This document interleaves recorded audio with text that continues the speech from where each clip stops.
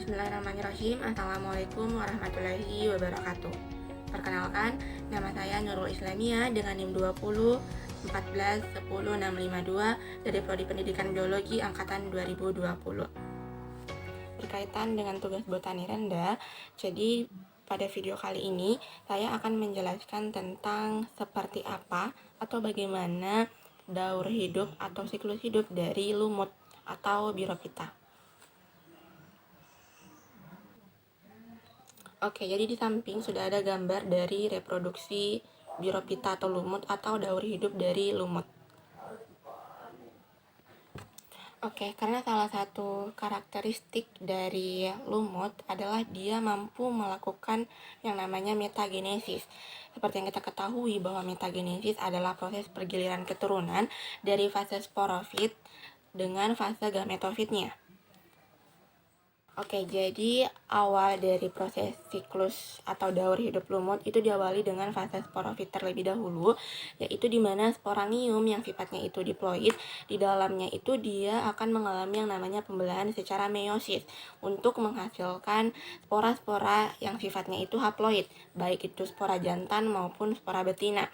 Nah, jadi ketika sudah terjadi pembelahan meiosis di dalam sporangium, maka sporangium itu akan pecah, diikuti dengan lepasnya kaliptra, kemudian lepasnya operculum dan membukanya gigi opersteum.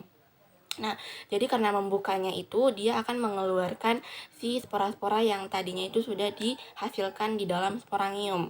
Sehingga spora-spora yang haploid, baik itu jantan ataupun betina, dia itu akan dikeluarkan. Dan pada tempat yang menguntungkan, si spora-spora ini akan tumbuh dan berkembang menjadi suatu massa yang dia itu berbentuk filamen, bercabang, dan berwarna hijau, atau yang disebut dengan protonema haploid. Jadi protonema haploid ada jantan, ada betina. Nah, kemudian protonema jantan ini itu dia akan tumbuh atau dia itu akan membentuk tunas melalui tahapan mitosis atau dia akan membelah secara mitosis, kemudian tumbuh dan berdiferensiasi menjadi gametofit jantan yang disebut dengan anteredium. Jadi anteredium inilah yang akan berperan dalam proses menghasilkan sel sperma.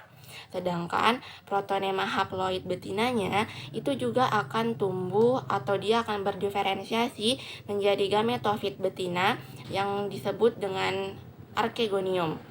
Archegonium inilah yang akan berperan dalam menghasilkan sel ovum. Karena sel sperma dan sel telur atau sel ovum sudah dibentuk, maka terjadilah tahapan fertilisasi atau pembuahan. Jadi si sel spermanya itu akan bergerak menuju sel ovum untuk dibuahi, dan dalam proses pergerakannya pun si sel sperma itu membutuhkan air. Oleh karena itu salah satu yang menjadi faktor dalam proses pertumbuhan ataupun perkembangan lumut adalah kelembapan. Karena kelembapan inilah yang digunakan oleh lumut atau kelembapan inilah yang akan berperan dalam proses reproduksinya atau dalam siklus hidupnya, khususnya pada proses fertilisasi. Nah, kemudian ketika terjadi fertilisasi antara sel sperma dengan ovum di dalam archegonium, maka terbentuklah zigot yang sifatnya itu sudah diploid. Kalau yang tadinya itu masih haploid, tapi setelah terjadi fertilisasi, maka sifatnya itu berubah, yang tadinya haploid menjadi diploid. Oke, jadi zigot diploid ini itu akan berkembang di dalam archegonium, kemudian membentuk embrio sporofit yang diploid juga pastinya, kemudian akan terbentuklah sporofit dewasa yang sudah memiliki sporangium, yang dimana sporangiumnya itu yang akan berperan dalam proses pembelahan meiosis untuk menghasilkan spora jantan maupun betina. Oke, jadi siklus itu akan terus terulang sehingga daur hidupnya pun dari yang tadinya itu sporangium itu akan kembali lagi menjadi sporangium untuk membentuk spora-spora yang akan berperan dalam proses daur hidupnya atau siklus hidupnya.